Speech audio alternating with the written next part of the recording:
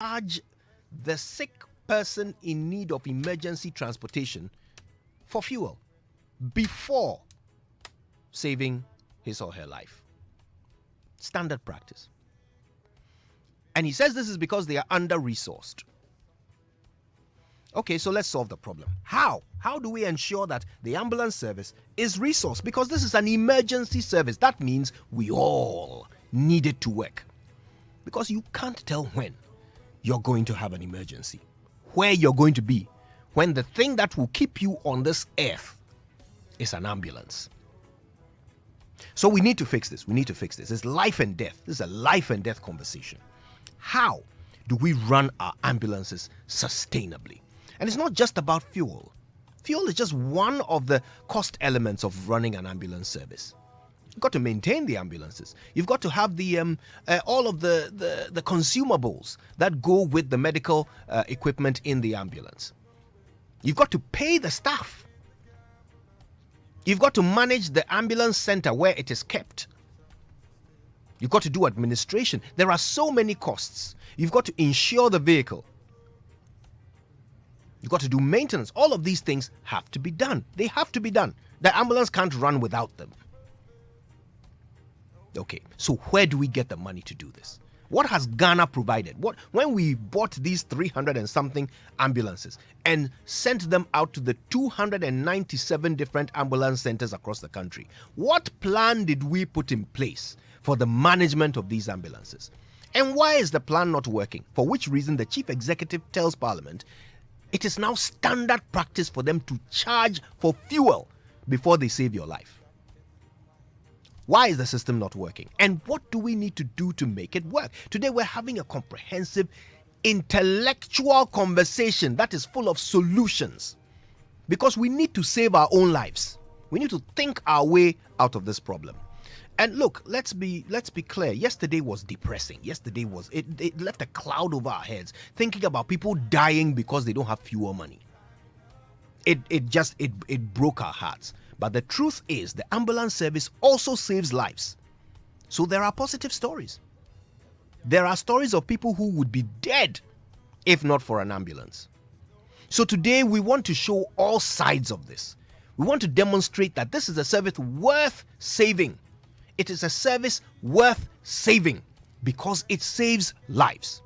We'll demonstrate that to you today on the Super Morning Show. And our guests are already lining up, so our conversation is bound to be sparkling and spectacular. A couple of them are already on the line. I think joining us via Zoom is Dr. Nana Ama Amoah. She's a board-certified internal medicine physician.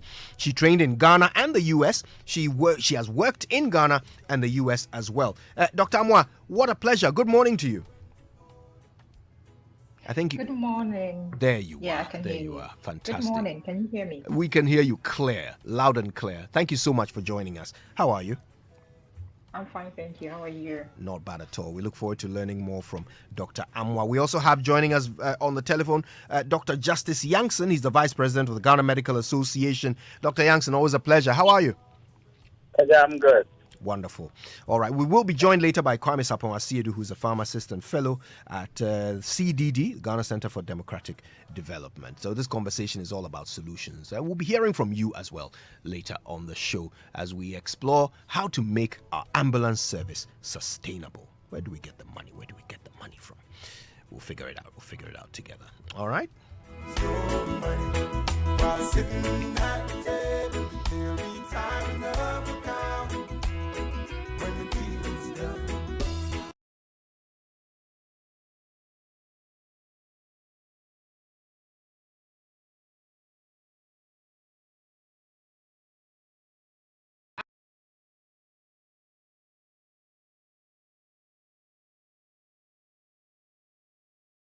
Money from any ABSA ATM with the ABSA mobile banking app using a QR code. It's easy, it's safe, it's convenient. Just open your ABSA mobile app, select ATM QR Cash to scan the QR code on the ATM screen. Follow the prompts and get your cash out easy.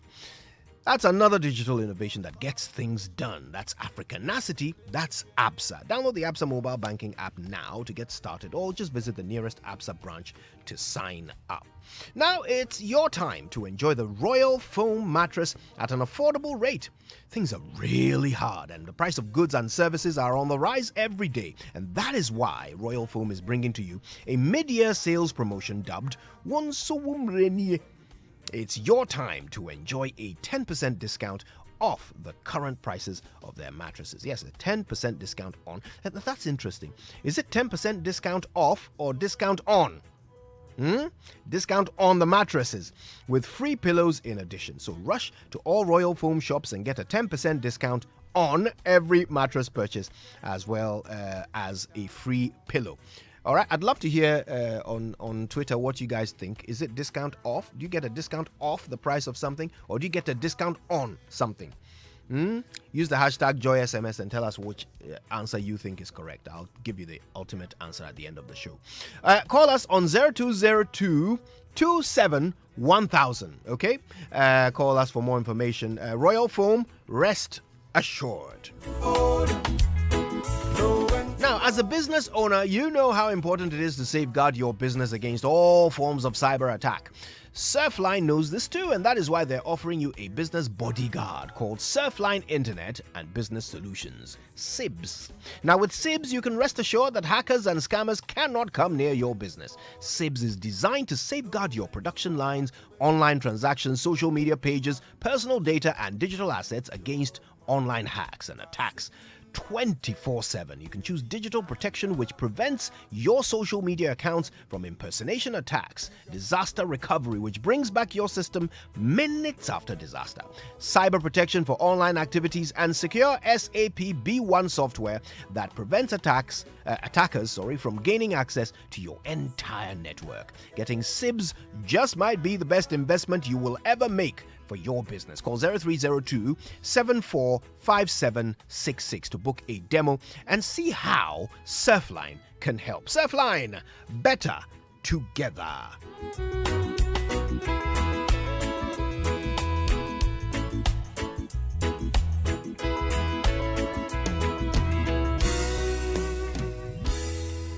Hey, Barbara.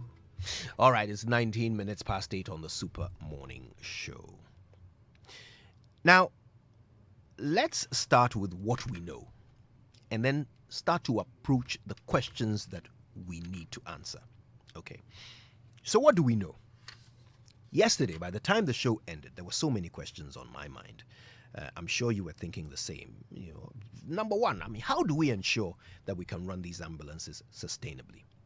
So, of course, that gave birth to other questions, like where is the money coming from at the moment? How much money do they get? How do they spend it? Why is that amount not enough, whatever amount it is? And then, of course, how do we fix it? Who has the power to fix it? And what is our role in fixing it?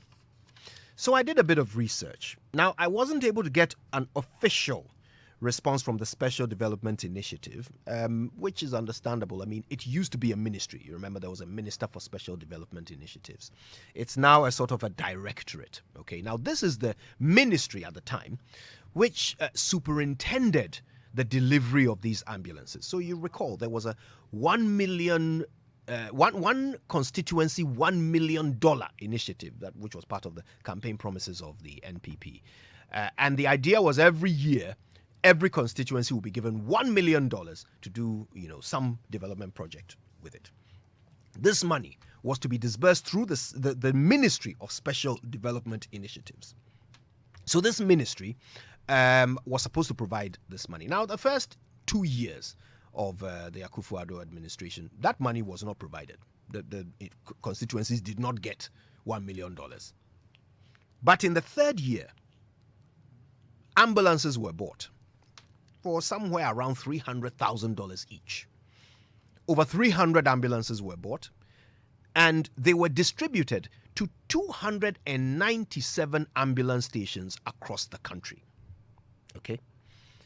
Now, as part of that arrangement, the now Special Development Initiative Directorate which, as I explained, they were not able to give me an official response to my questions. But some of our sources there were able to give us some information about how the ambulances are funded on an ongoing basis. So, this Special Development Initiative Directorate provides money for fuel for the ambulances. They also provide money for insurance and maintenance for the ambulances. Now, for fuel, they provide 3.5 million Ghana cedis per quarter. And this money comes 3 quarters out of 4 each year. Okay? So they provide 3.5 million Ghana cedis 3 times a year, which means 10.5 million cedis, Ghana cedis, comes from the Special Development Initiative for the provision of fuel for ambulances, according to our sources. Okay? So not just for fuel. Okay? So out of this 10 million Ghana cedis, they are supposed to do all the things that are needed. So they are supposed to run the ambulance stations, maintain the ambulances, provide the consumables and the medical supplies and all of that. Whatever needs to be done for this ambulance to run is supposed to come from this 10 million Ghana cedis that is provided by the NHIL formula. Okay? So let's add 10 million Ghana cedis to our 10.5 million Ghana cedis. Let's assume that the ambulance service is going to spend all of it on fuel, just so that our calculation can be simple. But of course, we know they can't spend all of it on fuel. But let's say they do. So 10.5 million plus 10 million. Okay? Where are we? Yep, 10.5 plus 10 million. I hope you're doing the calculation with me.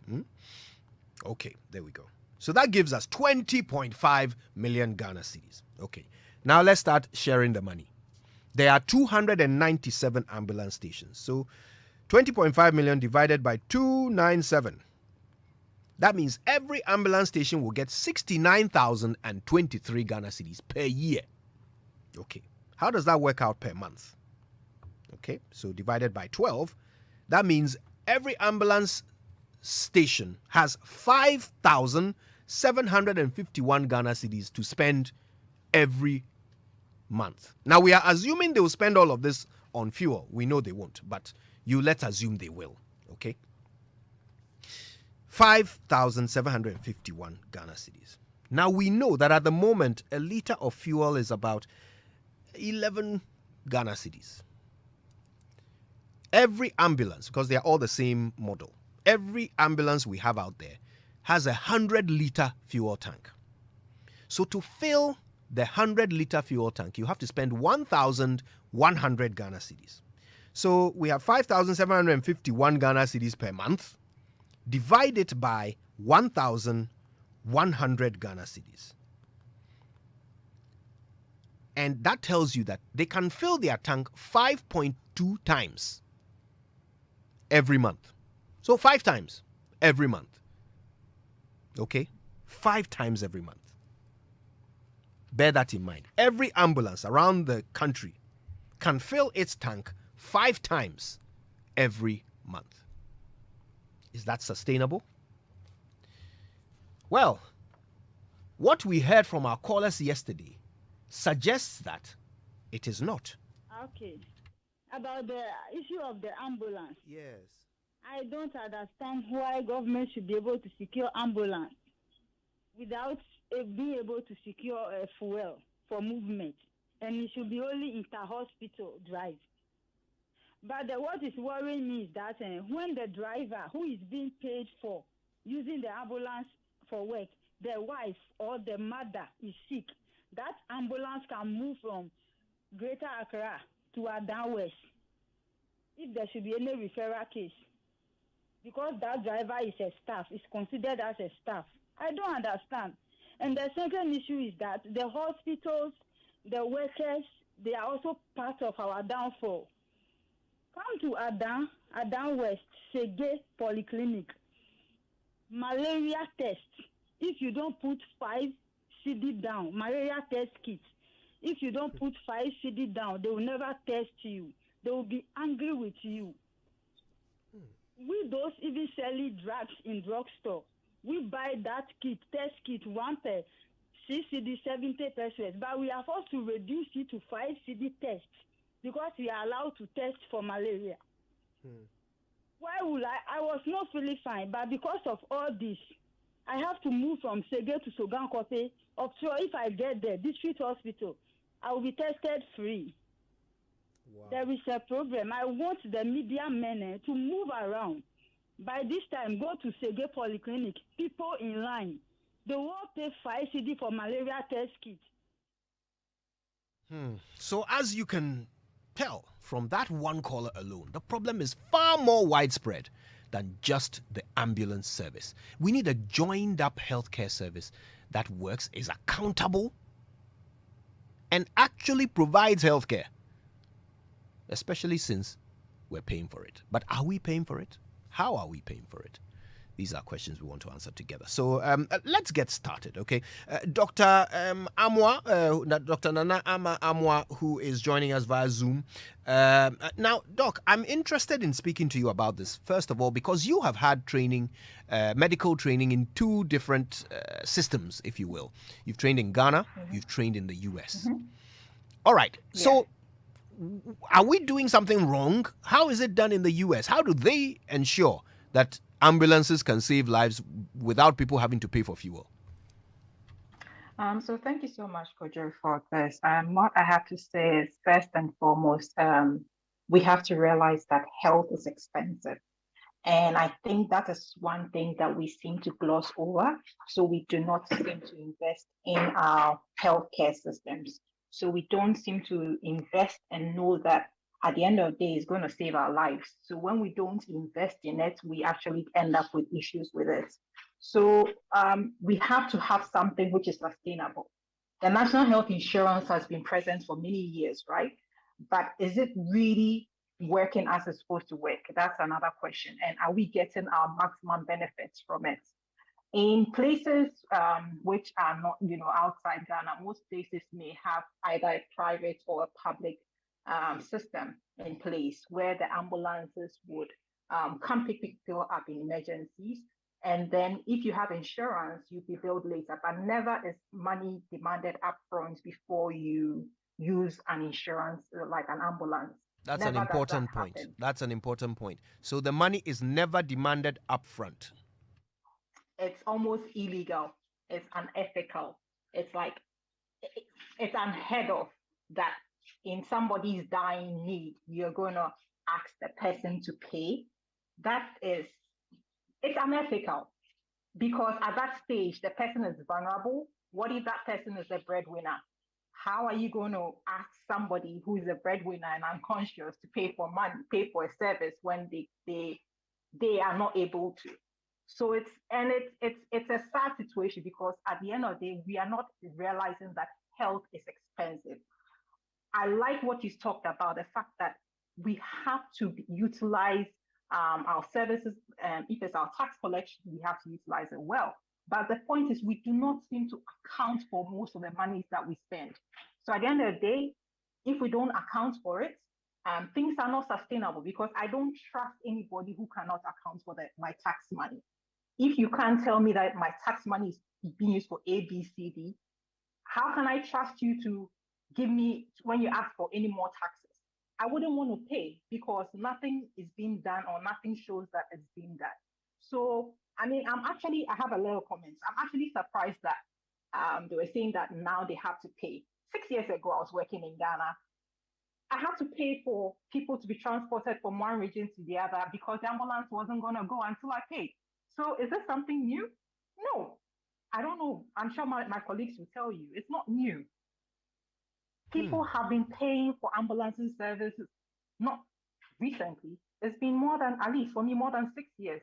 I paid for it. Strangers. I had to go to the ATM, pick up money, and give it to cash to them before they took the patient, whom I didn't even know. So health is important. Whatever we develop must be sustainable. Otherwise, what we are doing is of no use. Now, obviously, I mean, you must have done that because you felt you had to, right? I mean, was there no alternative? What did the ambulance? The patient was going to die. The patient was going to die in the center I was working. we did not have the facility to take care of the patient. And it was a matter of hours, and the patient was going to die. And I had to drive to the ATM, give them the money, who patients I didn't know, and they took the patient. And what explanation A did lot the of my colleagues do this. what explanation 6 years ago? What explanation did the ambulance operators No give fuel. No fuel. Madam, we can't go without fuel. you? So Jeez. we had to pay. And it's not just me. I know a lot of my colleagues who do it. We do it for total strangers. But we want to save the lives of our fellow Ghanaians. If we can't develop this, we can't sustain it. Let's just move. I mean, it's frustrating and it's sad that we are not investing in health. Because we are not investing in health, guess what? Our politicians will go elsewhere and go and get health, because they are not going to come and use whatever services we have, because it's not developed. Ambulance services are a priority. We have to invest in it. And when we invest in it, we have to make sure that it's sustainable. We account for every single peso, and we're able to generate money from it, such that it becomes, it's not like we are making a money-making business, but whatever we are doing must be able to be sustained, to be upgraded, and to do everything from the point of taking the patient all the way to the hospital or the referral center where we are taking the person to. And that also must be developed, must be up to date. We must be able to take care of this. Well, that's quite an opening. Now, Dr. Youngson, I'm so glad you're able to join us, because you have a bird's eye view of what happens in Ghana, and we are quite clear in our minds that the problem is not just the provision of ambulance service, not just that, but there needs to be a certain joined up connectivity of the thing for it to work. Even if, as you are lying by the roadside dying, you happen to have a pocket full of cash and can therefore buy the fuel, if the ambulance transports you to the hospital and there is no bed, you will still die. So what exactly is accounting for this porous nature of the entire emergency healthcare system? Okay. Kajo, I think the answer is very simple. As a people, we haven't invested properly. We haven't invested adequately when it comes to emergency medical services. Just as you say that it is not only the ambulance, it goes all the way to the facility level where certain activities will have to be carried out to save the patient. Here we are as a country. To be honest with you, we cannot boast of even 10 properly well-equipped emergency rooms. We cannot boast of same. Most of the regions, if you really want to talk about a proper emergency setup, they won't pass. So we have a problem. And it's a collective one. The state has a role. The individual citizens also have a role. Just as Dr. Amwa said, sometimes we play ostrich. The problems, we are very much aware of same, but we are not ready to confront them head on. And as and when issues come up, we'll dance around it. In your remark, you mentioned the issue of no bed. No bed has been around for decades, and it is still with us. Let an incident happen, and you see all the sort of things that will be said. So we need to take a step back and decide on the way forward for our good selves. Because health, as they say, is the wealth of the nation. If you don't fix your health systems properly, you're going to have difficulties along the way. And you will be exposed. Just as Dr. Amwa said, we all know of this issue of fueling ambulances at the cost of the patient or sometimes the doctor. We have all experienced it. Sometimes you even will call, even if you have the ability to provide the fuel, until you are able to let them understand that there is a dedicated bed at another facility to receive the patient, they are not ready to move. Reason being that they can go round, for example, if we are talking about Accra, they can move the ambulance around all the facilities that are designated or have the resources, even though not adequate, to take care of emergencies. And they might never get a bed. And sometimes they get frustrated. The patient is on the stretcher. Sometimes they put the patient down on the stretcher.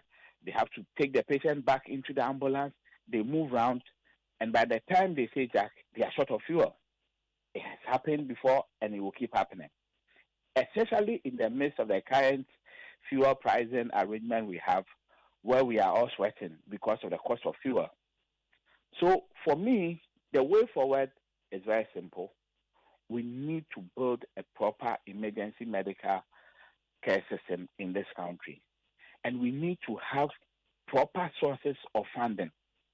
Healthcare, as my sister said, is not cheap. It is expensive. And we also need to appreciate that. Look, the state, in as much as I wouldn't say the state hasn't done anything, I will be quick to add that, look, they have done something for all of us. But it is still not enough. So the state has a role to play, as in the central government. The local assemblies have a role to play. And we, the citizens, the individuals, we also have a role to play. How many of us are really investing in our own healthcare? We are ready to have all kinds of funerals. We are ready to have all kinds of parties. Ask the people around whether they even can boast of even the national health insurance. Some will say no.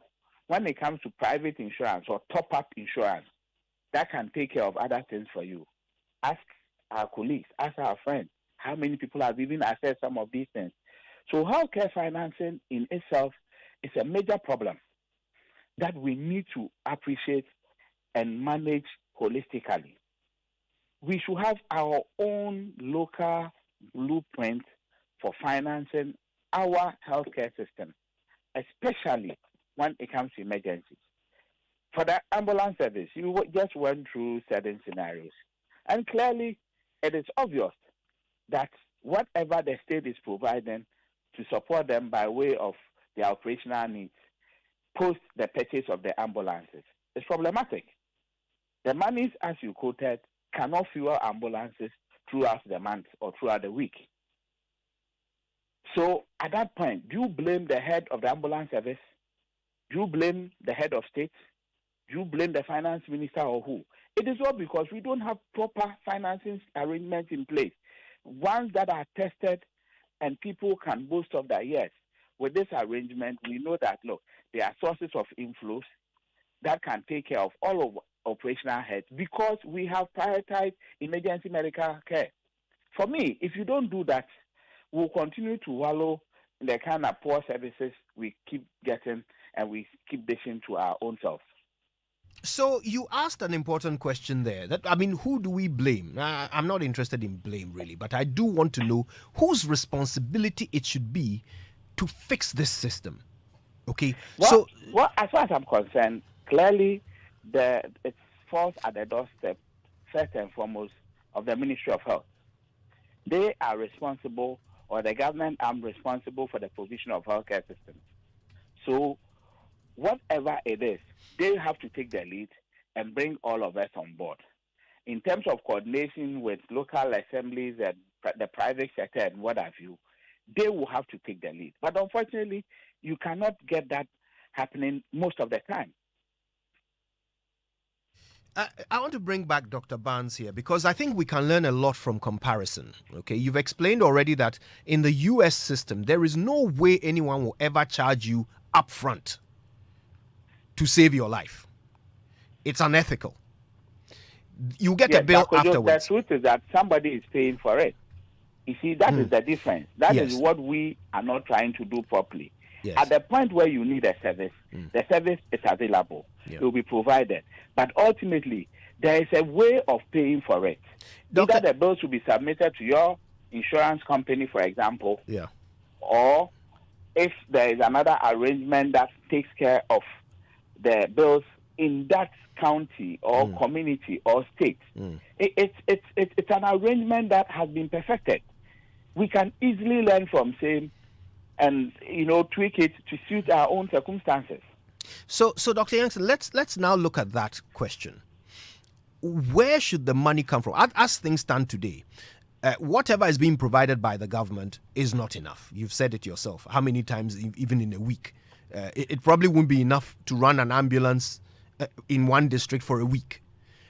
So where should the money come from? If government is not if the tax that we are paying is not providing enough, what other options are there for funding this service? You see, I think that to start off with, we should be very clear in our mind what the funding strategy is. If we want to depend on the routines where government, through its agencies, prepares a budget, these agencies will submit them to the ministries forward them to the finance ministry, parliament approves, and then post the approval, there's a bit about disbursement. The disbursements will never be the same as the approved figures, and it is always less. If you want to go by that route, then we'll never solve our problems. We need to have a proper arrangement in place. For example, if it is the health insurance business that is going to take care of it, then every citizen has to also ensure that they also have insurance. Because if you don't have the insurance, at the end of the day, when the service is delivered to you, who will foot the bills? So as individuals, we also have a role to play.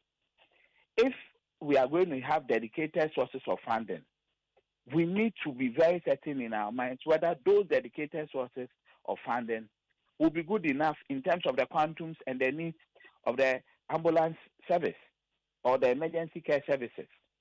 If you just say that, you will get something from a special initiative or you get something from here, but if you put the figures together, they don't add up, or even where they add up, it is woefully inadequate, then you know that, to start off with, you have shot yourselves in the foot. And that is the kind of system we have run all this while, and we have been exposed. We need to call a spade and take good stock of whatever we have now and decide that going forward, we are going to have dedicated sources of funding. Right. We can go by the insurance approach, and people should understand that the national health insurance may not be able to take care of everything in its current state unless we are ready to have other sources of inflows into the national health insurance fund.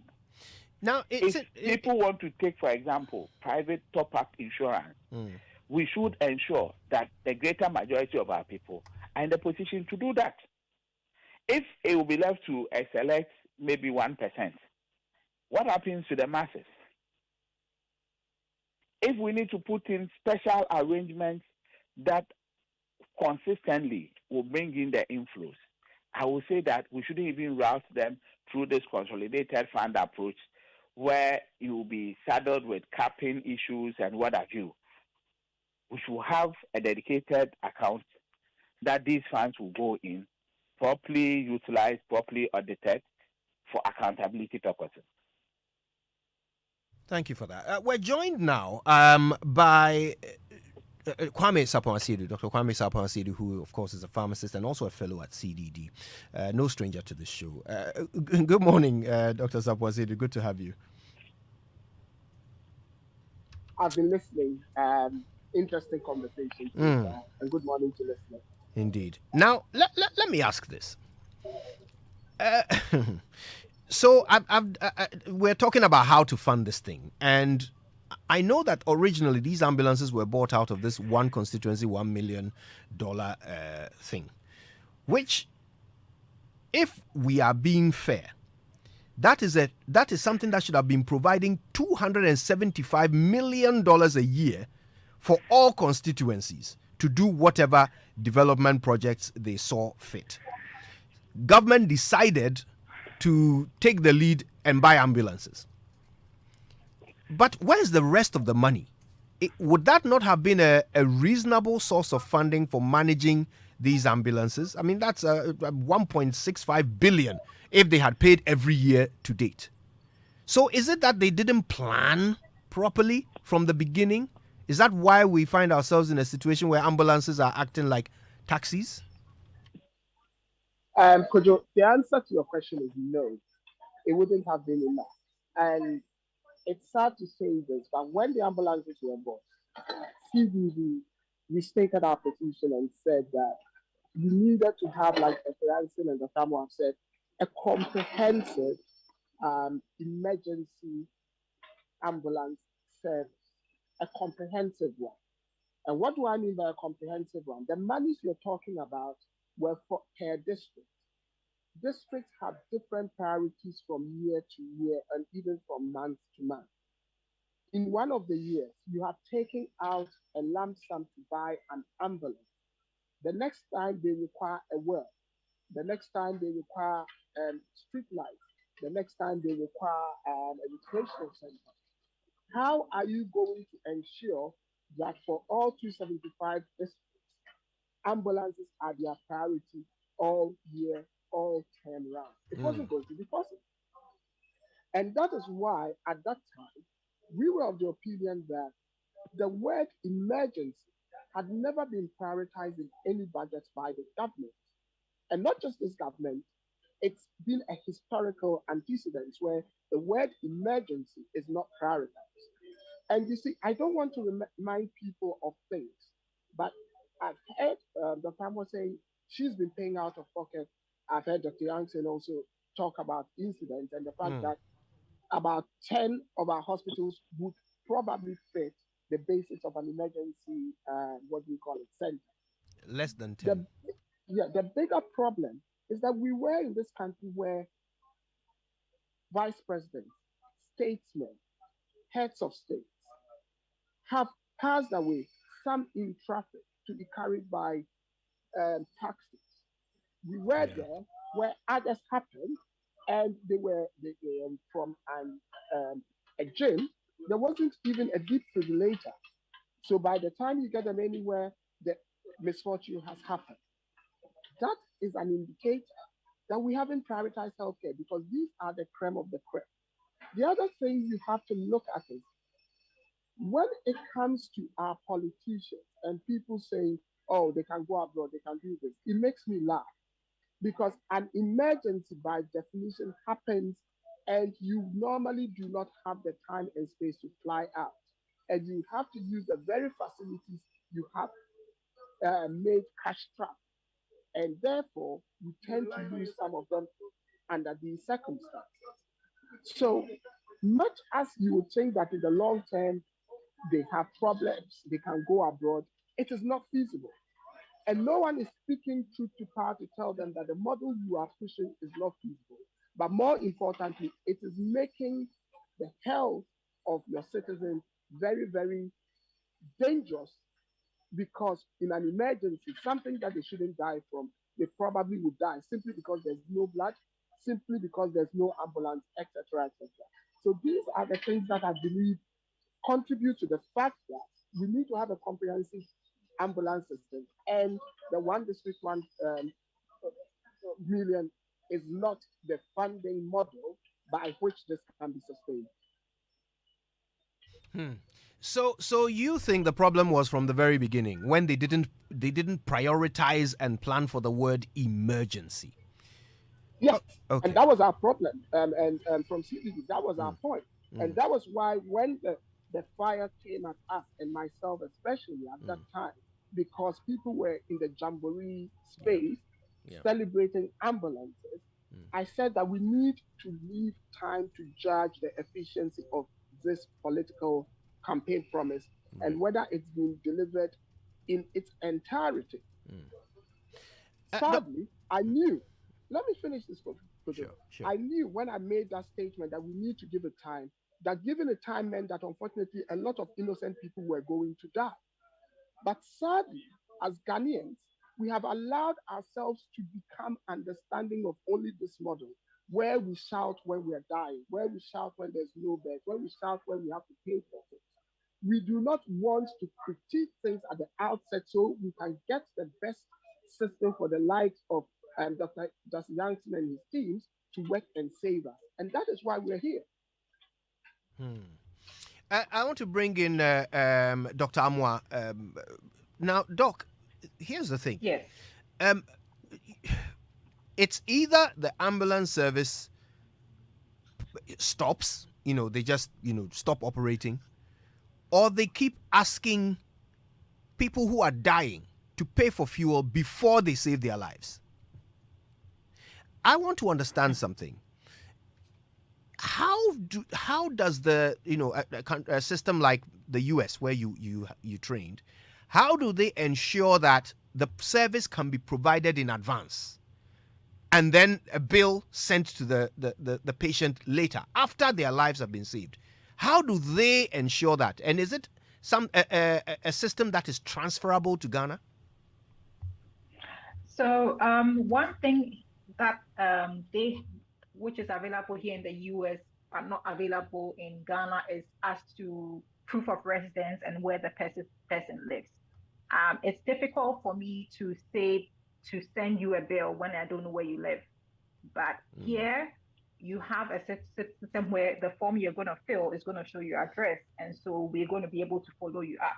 So that system is definitely, unfortunately, not available in Ghana, where we can follow you to your house or follow you up 2 or 3 months later, as here it's done in the US. No matter what time, if you don't have insurance, it's going to find you. You're going to find a bill in your mail, and then you have to pay for it. We don't have that system in Ghana. But I like the point that Dr. Youngson said about the fact that where it starts, because we have to be able to find solutions. Where does it start? It cannot only be done by the public sector. The private sector has to be involved. But who champions it and who starts it? I am an individual. It's impossible for me to just start it. I can be able to maybe, we can have individuals who may be able to consult, but at the end of the day, it's a Ministry of Health which has to spearhead it. Nobody can come from anywhere and do anything in health without having the backing of the Ministry of Health. And the Ministry of Health is not a political place. It's something which is an institution which has laws, regulations, and it goes by a system. So if we base it not on politics, like, making political promises, which come and go every 4 years and are never done, but rather we base it on institutions which are sustainable and are accountable, we can do well. We cannot do it with just the just the public sector money. It took you 2 minutes to be able to figure out that money that they were sending is not going to work. Does that take a consultant? No. So we have to be able to know that we are paying people to work in Ministry of Health. What can they do to be able to actually get this thing done? And if they need help, that's why they have consultants. It doesn't take a rocket scientist to be able to figure this out. We don't know, we need help. So how do we get the help? Other places have developed it. So what can we take from, obviously we can't take the credit system here in the US. What can we take in Ghana that will be able to get something which is sustainable, something we can account for, and something that is not going to get finished along the line, but is going to be run over years and save our lives? It's interesting that you say the main barrier for Ghana, the reason why they would not be able to do what the US does, is that we can't identify and locate our citizens. That's the reason. If we could, then we could set up a way where they could do this, and then we'll find them later and build them. If we could identify and locate them. No, I'm not saying that is. So I'm just saying that for those who don't have insurance, they have to pay for it. Yes. But for majority of people here in the US, they have some form of insurance. So their insurance actually pays the bill. Yes. When there's an emergency, the ambulance comes, the fire service also comes along, right? Yeah. So you don't just have one vehicle coming, 2 vehicles coming, each of them will charge you. And the charge goes to your insurance company if you have insurance. Yeah. If you don't have insurance, which is not very common, like people don't have, a bill comes to you. Yes. So the system is not the fact that you can't locate, but the fact that we are not even putting the structures in place to start up. Yeah. It's almost like we spread our seed on some rocks. It just grew up quickly. The plants grew quickly and just withered. because we didn't have a plan of action. It was more of what I see, a short-term plan where we just rejoice for 2 seconds because we have an ambulance. The long-term plan, we didn't. If we thought about it, we didn't implement it. Right. I did a bit of research about how it is paid for in the U.S. and actually, it turns out that even among those who have insurance, the cost of a ride in an ambulance sometimes is not. Your insurance is sometimes not enough to cover it, and you might have a little top-up bill, which will still get sent to you. That is so true. Yes, yeah, That which will is still so get true. sent to So you. some people, when they have an emergency, sometimes they may say, "Don't call 911. Don't call the insurance. If I have a car, I'm going to go to the emergency room myself," based on their insurance, Right. because sometimes they may not be able to pay the top up. Right. But the point for us is to be able to start something which is sustainable. Two, we don't like accounting for monies in Ghana, and that's what ruins us. So we should have something which is sustainable, some place where we can report to. If I give you 5,000 Ghana cedis, you should be able to account for me after a month what the 5,000 Ghana cedis was used for, and why I should give you 10,000 Ghana cedis and not 5,000 Ghana cedis the next time I see you. And remember that every locality in Ghana has a unique environment. So sending one ambulance to one particular district, maybe a district where they probably may not even need an ambulance, but they may need something else, or may need 2 or 3 ambulances. So let's stop, this generalization. Let's actually do the market, the actual research, and that is where the Ministry of Health comes in. I mean, Dr. Jansen said it, and I can't overemphasize it. What are we doing as the Ministry of Health? Important Let's stop question. letting politicians run our lives. And it's frustrating to listen to this. It's just so frustrating. And I blame not just politicians, I blame myself too, because my mates, my classmates are in powers of position. What are we doing about it? What are we doing? I have my classmates, I myself work in the Ministry of Health. This is not today. It didn't happen just today. As Dr. Siedu said, we've had people die from emergencies where we could have had something there and done CPR and just, help people out. It's frustrating. I'm sorry. I just don't want to get emotional, but it's frustrating to have this talk show over and over again in Ghana without us acting. You don't have to explain it to us. We certainly know how frustrating it is. Dr. Amoah, Dr. Jansen, and Dr. Sapon Asiedu, please stay with us. When we come back, we're going to start looking specifically at how to fix the entirety of the emergency response system. Because as we mentioned earlier, it's not only the ambulances. Even if we could fund the ambulances and they could pick you up and take you to a hospital when you need them to, you might turn up at a hospital that has no beds.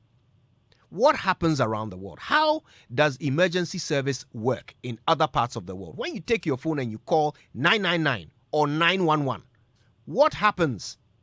How do they ensure that you are picked up and taken to a place where your life can actually be saved? Not a place where the nurses will turn you away because there are no beds, or they are saving the ones that are there for someone who will come in a Range Rover. When we come back, we explore that.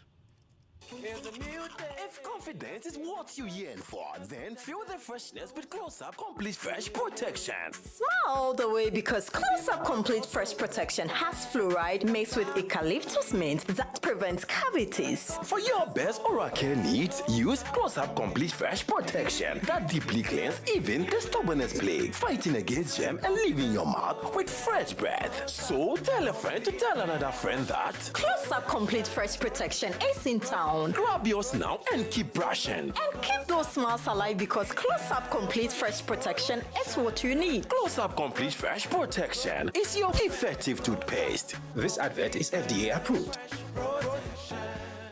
What? It seems Royal Foam did not get the memo. Times are tough. Prices are going up.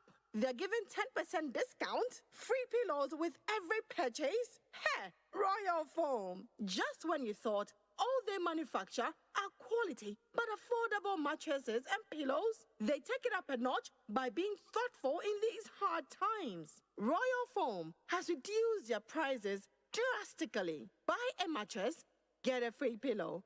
Enjoy 10% discount instantly, nationwide. Take advantage. Enjoy Royal Foam. Enjoy the best. Call 020-227-1000 for other hot deals happening at Royal Foam. Royal Foam. Rest assured. GSE, the Ghana Stock Exchange, energized for growth. Join Ghana's preferred investment platform. Experience our 3 exciting markets customized to meet the scale of your idea or business. GSE Main Market, Ghana Alternative Market GAX, Ghana Fixed Income Market GIFM. The GSE provides a platform that helps you mobilize capital for your business to be in the right place. Speak to us or our licensed brokers and we will tell you how. GSE, the preferred platform for investment and raising long-term capital. Wow, I just paid my taxes right now. Since they started this pay from anywhere, it has become easier, cra. Easy, cra. Now nobody has an excuse. So long, Jenny, no ye jai.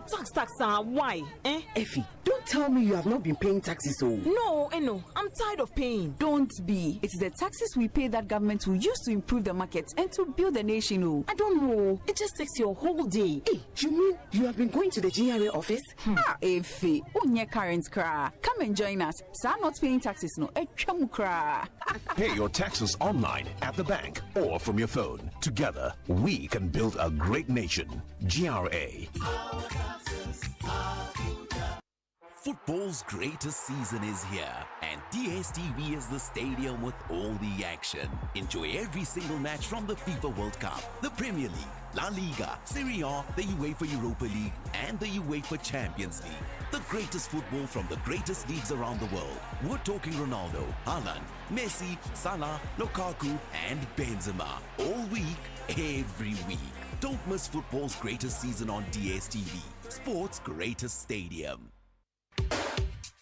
Your office they shine, oh. Yes, so I tell you, say for proper and modern ceiling solutions, the answer be Interface Limited. Them get in stock acoustic ceilings where you go fit make your office fine like my own. Or even better pass your own self. We can better pass my own. Shall I go Interface right now? Interface Limited is the leading supplier and installer of finishing input materials for the building and construction industry in Ghana. Call us on 0274-999999 or visit our website at www.interfacelimited.net. Facebook, Interface Limited GH. Instagram, interface.limited.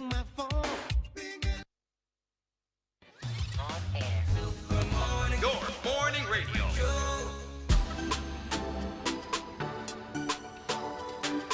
Welcome back. It's the Super Morning Show on Joy. It's 9:04, and today we're trying to solve a problem, a big problem, a life and death problem. How do we ensure that our ambulance service and in fact our emergency healthcare service as a whole is sustainably funded so it can actually save lives? Because as things stand right now, if you pass out somewhere and you don't have money in your pocket, chances are you will die before the ambulance can get you to a hospital because they don't have fuel and you have to pay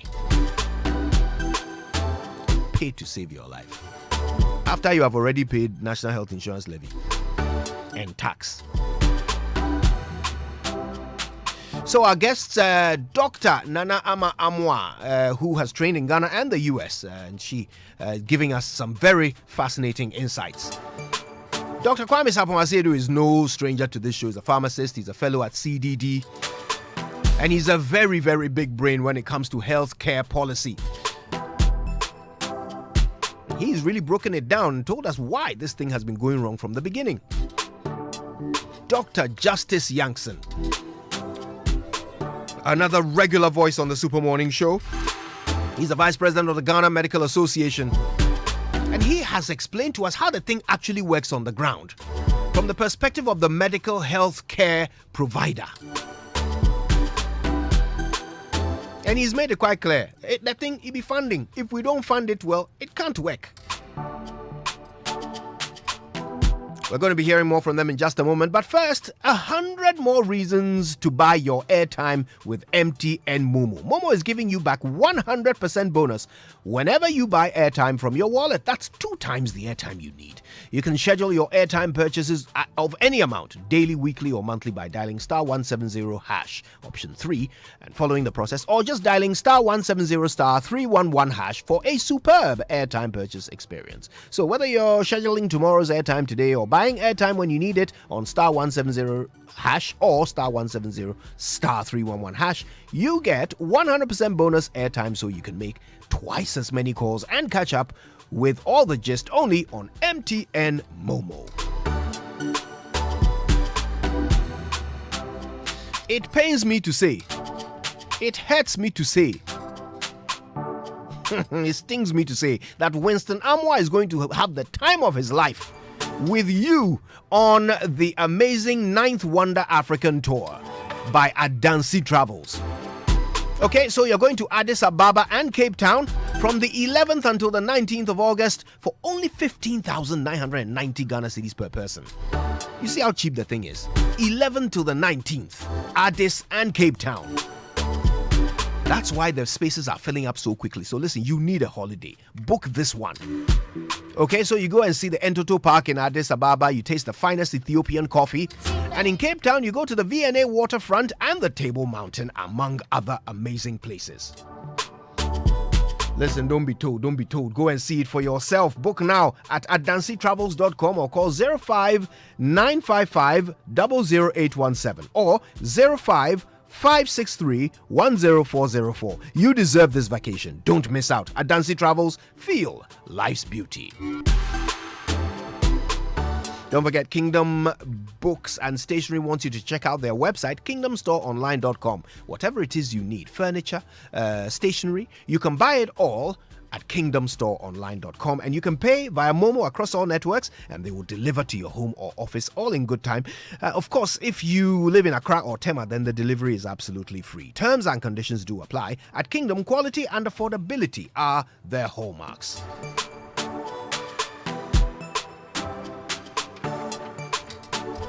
Hey, my brother, it's time to go to Mzansi, the South. South Africa invites you to Zwakala. Come over. Zwakala. Come over. So Zwakala this holiday, come and explore their explosive and vibrant cities, beautiful beaches and top-tier restaurants this summer. Listen, they promise you a holiday worth talking about when you're back home. They've got everything you need for a fun and relaxing holiday, from delicious cultural foods like bunny chows, kotas, skopo, that's a sheep's head, by the way, and their lekker, which is delicious, braais. Ooh. Lekker means delicious.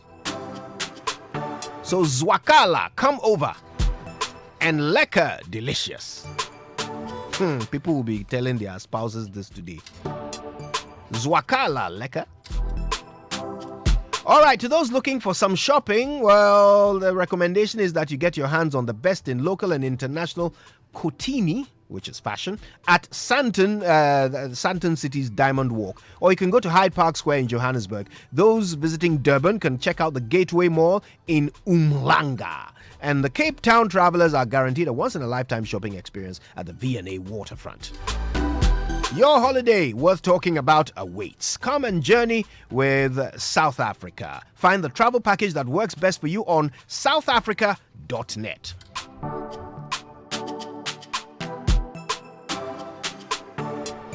All right, then. So it's time for us to wrap up with final thoughts. Okay, let's lead thought on this. Our guest, Dr. Ama Amwa, as well as Dr. Justice Yankson and Dr. Kwame Sapon Asiedu. We have about 3 minutes each. Okay, so let's now lead thought. Let's figure out what that solution is. Let's imagine that government has called the three of you around the table and they're saying, look, in 3 minutes, tell us exactly what we need to do to ensure that our entire emergency service works. As it is, we know it doesn't work. Not only does the ambulance service charge you for fuel before they save your life, but when you get to the hospital, you're likely to be told there's no bed. Now imagine you're a doctor in some hospital, maybe even a private hospital. You have a patient who is dying. They need to be moved to a big hospital where their lives can be saved. So you call an ambulance. Then they ask you, is there a bed waiting for your patient when the ambulance gets to Kolebu or 37 or wherever it's going? Is there a bed waiting? You are a doctor at a private hospital. How are you supposed to know whether there's a bed waiting at Kolebu? The system is broken. How do we fix it? 3 minutes each, starting with you, Dr. Yankson. Hello? Yes, Dr. Yankson. Yes, I think it's a very simple issue, but so complex. The first one is that we need to take a decision. So a deliberate attempt has to be made that, look, we want to fix our emergency healthcare system. That will mean that we need to commit both financial and human resources. As we speak, in terms of specialization, the country cannot boast of the adequate numbers of emergency physicians and other healthcare professionals that we need. So we need to commit that we want to do it, invest properly in both the human and the non-human resources. That is the first thing. 2, we need to tell ourselves what levels of funding will be good enough and what modalities are we going to use to get those funding activities done. And 3, we should take the entire arrangement out of the political systems that we seem to be running. Provision of healthcare should not be based on political decisions. It should be based on sound technical, professional arrangements. For me, that is the way forward for us. Thank you, Doc. Thank you very much, Dr. Yankson. Kwame, Dr. Sapon Asiedu, 3 minutes. Right. I think Dr. Yankson has actually summarized it perfect. But I'll say the same thing you've been saying since 2018. The summary is to prioritize the word emergency. The minute we prioritize the word emergency, we would come to realize that 3 things go into this priority. 1 is human resource, 2 is facilities, and 3 is finance. The minute we prioritize it, we then have to commit to provide adequate numbers. And I'm not saying except adequate numbers, because you have our population size, you can model to predict the number of emergencies that would come, the number of health professionals that would be needed, and the number of facilities based on what we call health needs assessment that should be distributed across the country. The minute we do that, we will start decongesting the lives of the Kolebus and 37s and UGMCs and Confanotis, Teaching hospitals and the regional hospitals from these emergencies. We will then start improving the efficiency of the emergency teams in these smaller hospitals because they can be upscaled. And then finally, because that is happening, we may get the opportunity to educate the general public on how to prevent emergencies, because that is important as well. Some emergencies are preventable, even when they come from chronic diseases, even when they come from car crashes. Simple things like have defibrillators available and how to use them. If we are able to do these 3 things and we depoliticize health, that is it for me. We will be there. So that's me. Thank you. Thank you. Dr. Amwa. Hi, my 2 colleagues couldn't have said it better. For me, this is it. Health is expensive. Health is expensive and health is expensive. We must be prepared to invest in our health. We must be able to put people responsible, make people responsible so that we can actually get accountability for it. So if it's the Ministry of Health, they are going to spearhead it. We know who to go for, who to hold accountable for it.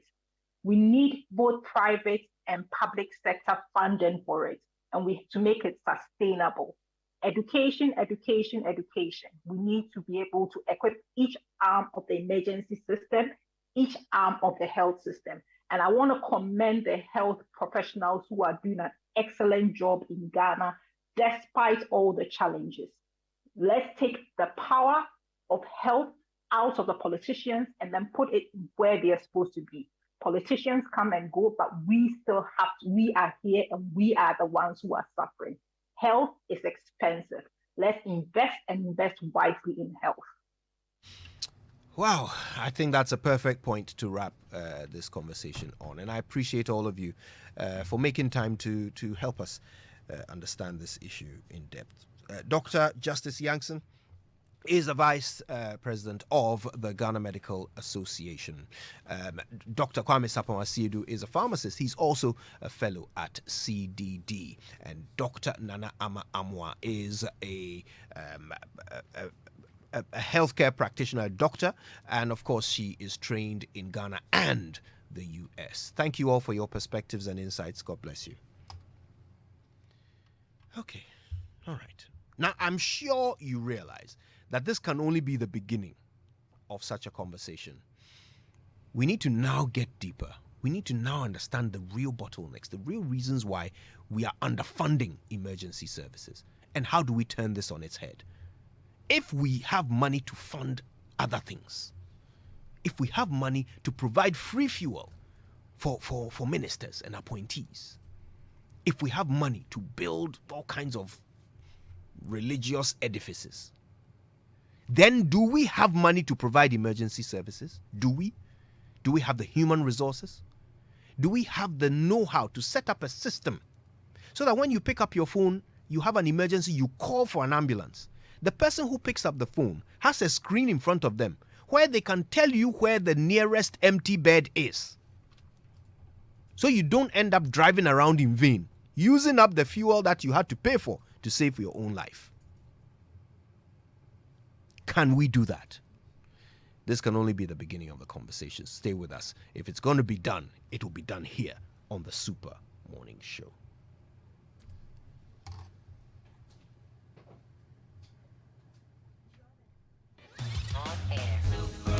Your morning radio. Having your baby try out different tastes and flavors isn't just about giving them a change of taste. This helps to develop their palate and prepares them better for accepting varieties of adult food as they grow. So go ahead and try any of our 6 Cerelac variants, that is wheat, maize, rice, biscuity, fruit pieces, and millet. Remember, each bowl of Cerelac contains goodness that helps your child's normal growth and development. Cerelac, it's all good, Mum. This advert is FDA approved. The 9th Wonder Tours with Adansi Travel is here. It's a Nairobi, Dubai, Kigali, Dubai, and exclusive Dubai Adansi Papebi unforgettable mega tour. Come along on the 9th Wonder Tour as we explore Nairobi, Dubai on Kenya Airways, Dubai on Emirates, and Kigali, Dubai on Urand Air. Each of these goes for 12,000